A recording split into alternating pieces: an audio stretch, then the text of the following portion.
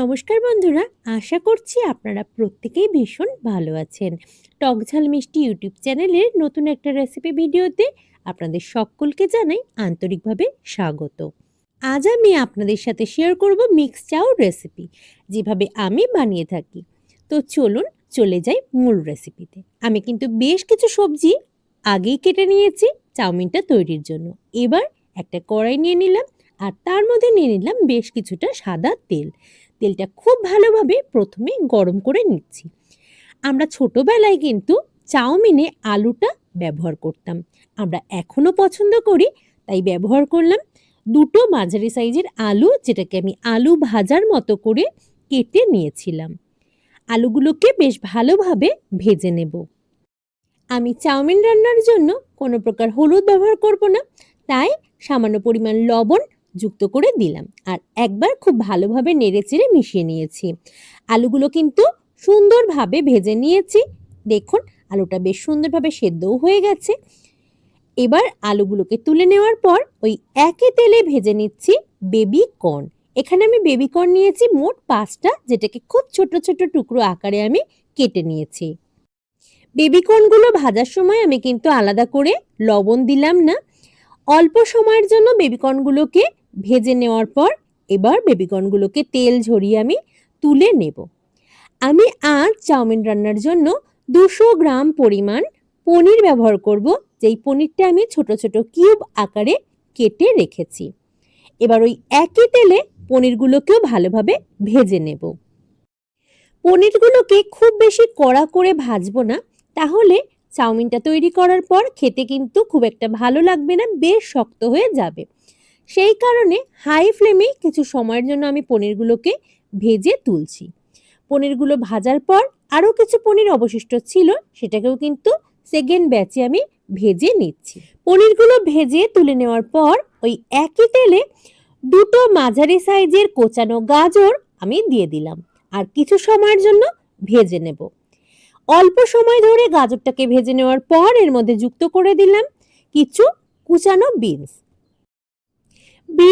এবং গাজর ততক্ষণ অবধি ভাজবো যতক্ষণ না এটা ভালোভাবে সেদ্ধ হয়ে আসছে।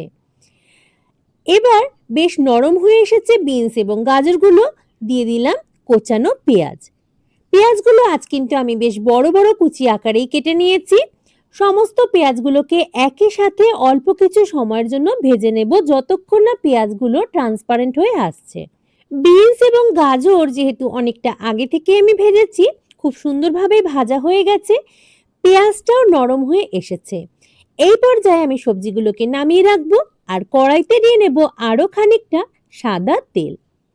এদিকে 3টে ডিম আমি ফেটিয়ে নিলাম খুব ভালোভাবে। এই সাদা তেল গরম হওয়ার পর ডিমের ভুজিয়া তৈরি করে নেব। ডিমটা ফেটিয়ে নেওয়ার সময় সামান্য পরিমাণ লবণও আমি ব্যবহার করেছি। খুব ভালোভাবে নেড়েচেড়ে ভুজিয়াটা তৈরি করে ভুজিয়াটা নামিয়ে রাখবো।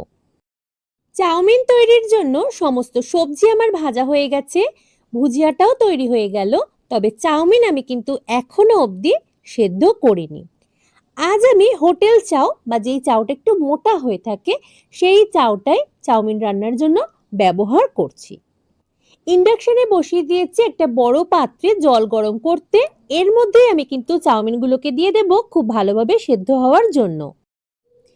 চাউমিনগুলো যতক্ষণ সেদ্ধ হচ্ছে এর মধ্যে আমি কিন্তু দিয়ে দেব অল্প পরিমাণ সাদা তেল। অনেক সময় আমরা চাউমিন সেদ্ধ করার পর দেখতে পাই চাউমিনগুলো দলা পাকিয়ে গেছে কিংবা একটা অন্যটার সাথে লেগে গিয়েছে।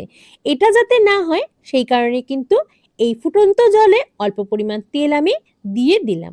ভালোভাবে মিশিয়ে নেব জলের মধ্যে। চাউমিনটা সেদ্ধ হওয়ার পর তাহলে কিন্তু একটা অন্যটার গায়ে লেগে যাবে না কিংবা দলা পাকাবে না। তবুও অনেক সময় চাউমিন সেদ্ধ করতে গিয়ে আমরা যদি দেখি সেদ্ধটা বেশি হয়ে গেছে, তাহলে সাথে সাথেই কিন্তু জল ঝরিয়ে একটু ঠান্ডা জলে ধুয়ে নিলে এই দলা ভাবটা বা একটা অন্যটার সঙ্গে যে লেগে যাওয়ার ব্যাপারটা এটা কিন্তু ঠিক হয়ে যায়। আমি কড়াইতে নিয়ে নিয়েছি আরও বেশ খানিকটা সাদা তেল। প্রথমে তেলটা খুব ভালোভাবে গরম হতে দিয়েছি আর তারপর সেদ্ধ করে জল ঝরিয়ে রাখা সম্পূর্ণ চাউমিনটাই দিয়ে দিলাম তেলের ওপর। স্বাদ অনুসারে লবণ যোগ করে দিলাম, দিয়ে দিলাম 2 প্যাকেট চাউমিন মশলা। খুব ভালোভাবে একবার মিশিয়ে নেব খুন্তির সাহায্যে। সবজিগুলো কিন্তু এক্ষুনি আমি অ্যাড করিনি, যেহেতু চাউমিনটাকে প্রথমেই আমি ভেজে নিতে চাইছি। চাউমিন মশলা এবং লবণ দিয়ে এই চাউমিনগুলোকে একটু ভালোভাবে নাড়াচাড়া করে নেব তেলের ওপর, যাতে মশলাটা সম্পূর্ণ চাউমিনের সঙ্গে মিশে যায়। আমার বাড়ির বাচ্চারা কিন্তু চাউমিনটা ভীষণই পছন্দ করে বাড়ির প্রত্যেক সদস্যই। আর যেহেতু বাচ্চারা পছন্দ করে, আমি কিন্তু আজকে লঙ্কাটা একেবারে স্কিপ করেছি। না গুঁড়ো লঙ্কা ব্যবহার করেছি, না কুচানো কাঁচা লঙ্কা। আপনারা কিন্তু অবশ্যই যারা ঝাল পছন্দ করেন অবশ্যই লঙ্কাটা ব্যবহার করবেন এই চাউমিন রান্নাটার জন্য। স্বাদটা অনেকটাই বেড়ে যাবে।